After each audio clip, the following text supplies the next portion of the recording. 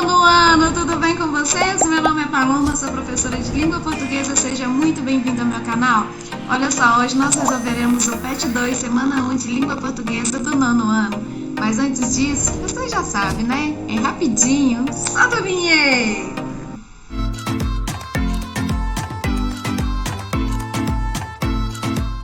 Meus queridos alunos, olha só, para fazer a resolução desse PET, vai ser necessário você entender um pouquinho a respeito da resenha crítica, tá? Esse gênero textual, ele é baseado em um resumo, só que nesse resumo vai ter uma posição, um ponto de vista, uma crítica referente ao assunto, tá? Então, quem fala assim, resumo e resenha é a mesma coisa, não. O resumo, ele tem a finalidade de fazer assim, só a apresentação de uma forma objetiva do conteúdo, da obra, tudo bem? Agora, a resenha crítica não, além dela fazer esse resumo, o autor vai esclarecer ali seus pontos positivos, seus pontos negativos, ou seja, uma visão crítica a respeito daquele tema, tudo bem? Sobre o seu olhar, sobre o seu achismo, sobre a sua visão a respeito do tema, combinado? Então tá bom, olha só, para fazer a resolução desse PET, vocês já sabem também, né? Vocês podem abrir aí uma aba e abrir o PET para fazer o acompanhamento da leitura, ou você pode pegar seu PET impresso e ler aí comigo, ou senão, vamos ler aqui no slide mesmo, né? Se ficar confortável aí para você, para mim tá ótimo. O texto dessa atividade veio com o seguinte título: A Princesa e o Sapo. Desenho apresenta a nova princesa e marca a volta da Disney à animação clássica. Por Marcelo Forlani, 10 de dezembro de 2009, 17 horas, atualizado em 21 de setembro de 2014, às 13 horas e 56 minutos. A Disney se tornou o que é hoje muito em razão do trinômio Princesas, Príncipes Encantados e Bruxas Malvadas. Desde a Branca de Neve e seus 7 anões, em 1937, as animações criadas nos estúdios do Mickey embalaram as matinês de crianças de todas as idades. Mas com o avanço da computação gráfica, esses contos de fadas deram lugar a universos diferentes, com histórias estreladas por brinquedos, insetos, carros, monstros, peixes e até robôs. Porém, pergunte a qualquer menina se as princesas são coisa do passado, e ela certamente responderá que não. E seguindo a tradição que teve como a última herdeira Mulan, em 1998, que o estúdio apresenta agora a sua nona princesa, Tiana. Mas não se engane pelo título A Princesa e o Sapo. Diferente dos contos dos irmãos Grimm, aqui a história não acaba quando Tiana deixa de lado o nojo que é beijar um anfíbio gosmento e tasca uma bitoca no bicho. Esse é apenas o início da aventura, quando ela também se vê transformada em um pequeno esverdeado ser saltador comedor de mosquitos. O motivo da transformação é que ela não é uma princesa. A história se passa em Nova Orleans, terra do jazz, da comida crioulo e do Mardi Gras, um carnaval que em nada lembra o nosso. Tiana é a filha de uma habilidosa costureira e um pai sonhador, que quer um dia abrir seu próprio restaurante. Para ele, a comida une as pessoas. O sapo é o príncipe Nave, um playboy que só queria saber de curtir a vida, não dava valor ao que tinha e por isso é expulso de seu palácio e está na maior dureza, mas não perde a pose. Quando encontra o Dr. Facilier, Nave não percebe que está sendo trapaceada e em questão de segundos toma a forma do anfíbio, enquanto seu roliço serviçal assume seu corpo e inicia o plano de enganar Charlotte, a filhinha mimada do maior ricaço da cidade, e garantir o seu futuro. Toda a apresentação dos personagens e seus sonhos segue a cartilha das clássicas animações Disney, com cantorias e danças. Mas como estamos em Nova Orleans, os ritmos empregados são o jazz, o blues, o gospel e o zydeco, que é quase um country. É nessa deliciosa mistura de estilos que os dois sapos encontram no pântano o crocodilo trompetista Louis, homenagem mais do que óbvia a Louis Strunk, com vozes de Michael e Mauro Ramos. O vagalume apaixonado Rei e partem em busca da Mamoudzou, a maior entendedora de voodoos e feitiçarias da região, e única chance dos dois voltarem a ser humanos. Apesar de continuar usando princesas, príncipes e bruxas, no caso o mestre voodoo, a princesa e o sapo não apostam mais no velho amor à primeira vista. No início, Tiana e Navin não se entendem. Depois de passar toda a sua vida trabalhando sem tempo para se divertir, a Tiana quer voltar logo a ser humana e realizar o sonho de seu pai. Já o Navin só pensa em reassumir a sua forma normal para conseguir se casar com Charlotte. O resto da história, você que já assistiu a uma comédia romântica sabe como vai desenrolar. Mas mesmo apostando em fórmulas testadas e comprovadas, a animação dirigida por John Musk e Ron Clements, A Pequena Sereia, Aladdin, vai te fazer rir bastante, emocionar muito e sair do cinema feliz pra caramba. É uma alegria nostálgica por ver que a Disney da sua infância continua criando clássicos e que gênios criativos como o do produtor John Lasseter estão sendo usados para trazer novas maneiras de contar as histórias. Bem-vinda, Tiana. Bem-vinda de volta, Disney. Aí do lado vocês podem observar que eles colocaram a capa, né, do filme. Tá escrito assim, a princesa aqui, ó, do lado direito da sua tela, tá? A Princesa e o Sapo, ano 2009, país Estados Unidos, classificação livre, que quer dizer qualquer idade, e a duração 97 minutos. Vamos para as questões? Olha só, questão 1.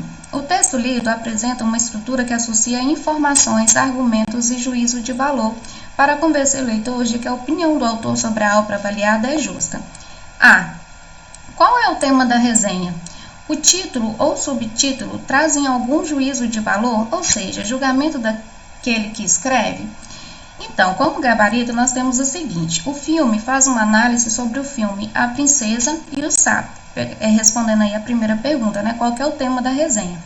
E quando ele pergunta se tem algum juízo de valor, sim, claro, como já é esperado da resenha crítica, tá? Quando o autor menciona o filme, marca a volta da Disney animação. Aqui, se vocês repararem, ó, tá vendo? Eu peguei a parte do texto que fala isso. O que é a marca, né? Está dizendo que veio com um boom, que ressurgiu, né? Que voltou com os clássicos antigos, que já era produzido pela Disney. Depois de ter passado aí por uma maior evolução tecnológica, né? E passou para brinquedos animados, animais, ele menciona até mesmo robôs, né? Eles voltam a produzir o quê? Príncipe, princesas e bruxas, tudo bem? Aí é a marca que ele quer convencer, né? Ou seja, é uma coisa super boa, é uma marca, é um épico, alguma coisa assim do tipo, explosivo, para convencer você a ler, assistir a obra, tudo bem? Quais as informações básicas sobre a obra resenhada? Então, o que ele está perguntando aí é se você tem capacidade de abstrair as informações básicas da resenha. Aí é fácil, né? São elas: título, A Princesa e o Sapo, autor Marcelo Forlani, o ano 2009, o local Estados Unidos, a classificação que é livre e o tempo de duração 97 minutos. C. O autor compara a obra analisada a outras obras semelhantes. Que comparações utiliza em sua estratégia argumentativa? Sim, ele faz a comparação, né? O autor menciona outros filmes clássicos, além de filmes mais tecnológicos e mais recentes, produzidos e exibidos pelo estúdio da Disney. Aí quando ele fala assim, pergunta, né, que comparação é utilizada? O autor utilizou como estratégia de argumentação a comparação e a exemplificação, ok? A comparação é quando ele compara com outros filmes de príncipe, princesas e bruxas malvadas. E a exemplificação é quando ele fala da Branca de Neve e os Sete Anões. Mais para frente ele vai falar do Aladdin, né? E de outros filmes aí também no texto. Tranquilo? B. A resenha lida apresenta um breve resumo da obra avaliada para os leitores. Justifique a sua resposta transcrevendo passagens do texto. Então, sim, né, como eu falei para vocês, a resenha, ela vai fazer um resumo, só que ela não vai fazer um resumo ali puro e objetivo, não, vai ter um ponto de vista, né, uma visão crítica do autor quando faz uma resenha crítica, tá?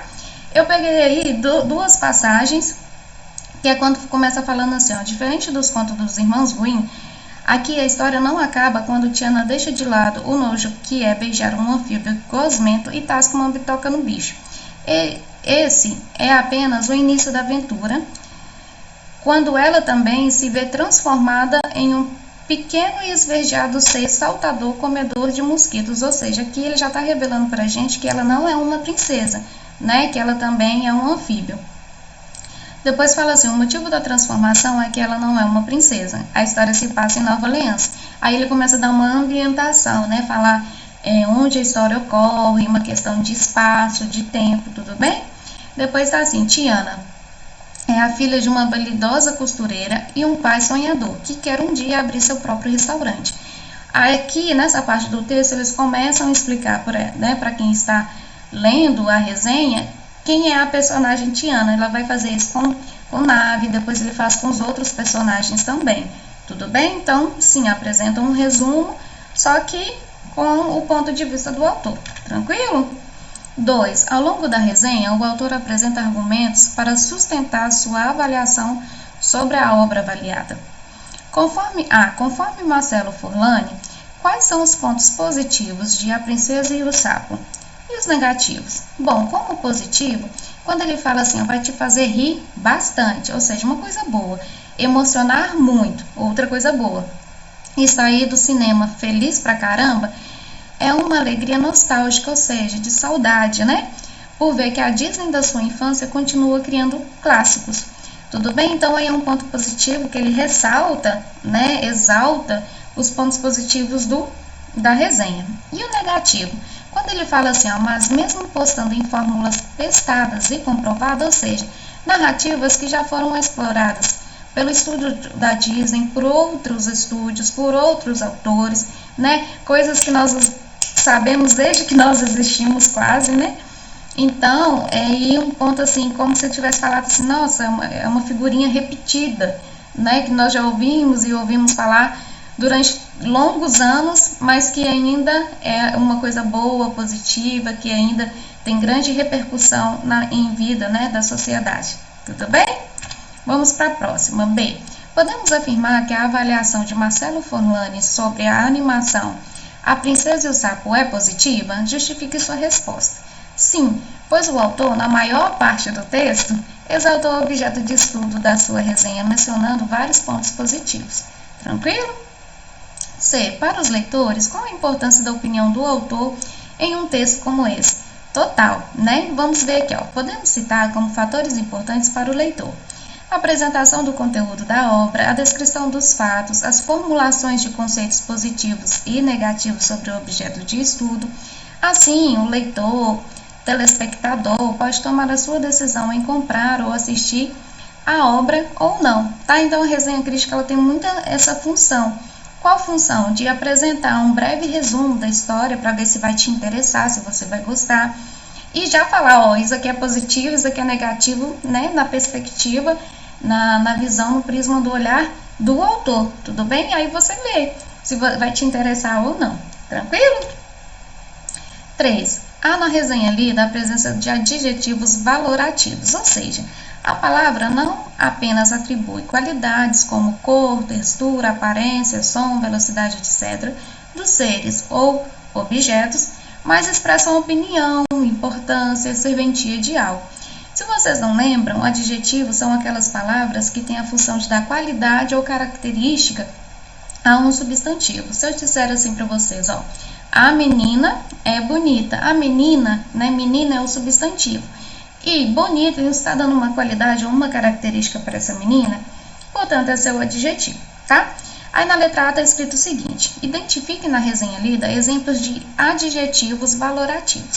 Então, esses dois exemplos aqui, ó, que eu coloquei para vocês, não é a nossa resposta, não é o nosso gabarito. Eu coloquei de um lado os adjetivos e do outro adjetivos valorativos para vocês notarem aí a diferença, tudo bem? Anfíbio, gosmento, não é a textura dele, não é uma gosma, portanto é um adjetivo comum. Pequeno e esverdeado, também se referindo aí ao sapo, né? Atribui cor e ao tamanho, também adjetivos comuns.